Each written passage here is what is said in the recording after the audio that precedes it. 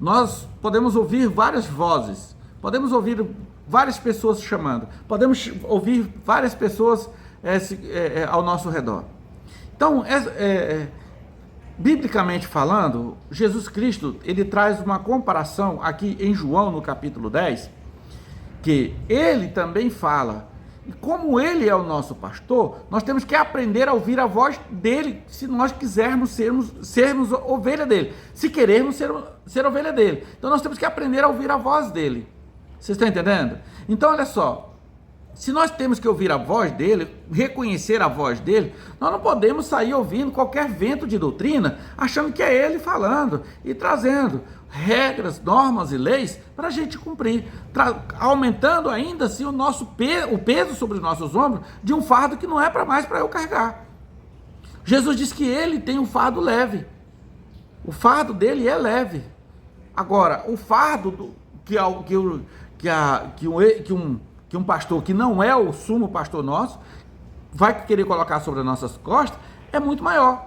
Aí o que ele diz aqui em João, no capítulo 10, versículo 1, ele diz assim, ó, eu lhes asseguro que aquele que não entra no aprisco das ovelhas pela porta, mas sobe por outro lado, é ladrão e assaltante. Então aquele que não entra pela porta, ou entra pela janela, ou abre um buraco, esse cara, ele é ladrão, ele é assaltante. Ele não é o pastor. O pastor, quando fala, a ovelha ouve a voz do pastor e entende que ele é o pastor dela. E ela vai ir ao encontro do pastor. Agora, a ovelha que ouve uma outra voz e que vai de encontro, ela não reconhece a voz do verdadeiro pastor. Porque ela vai atrás de qualquer um que fala alguma coisa, ela vai atrás. Aí olha o que diz aqui no versículo 2. Aquele que entra pela porta é o pastor das ovelhas. Versículo 3.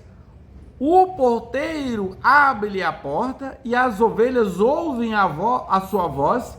Ele chama as suas ovelhas pelo nome e as leva para fora. Versículo 4.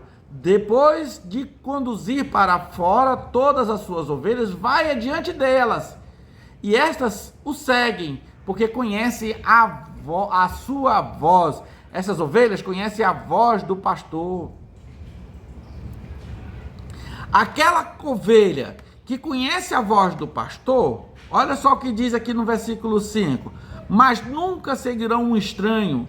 Na verdade, fugirão dele, porque não reconhecem a voz não reconhecem a voz de estranho. A ovelha que conhece a voz de Cristo não vai atrás de doutrinas falsas, de liderança que criam uma certa teoria, uma coisa aí, uma mensagem aí.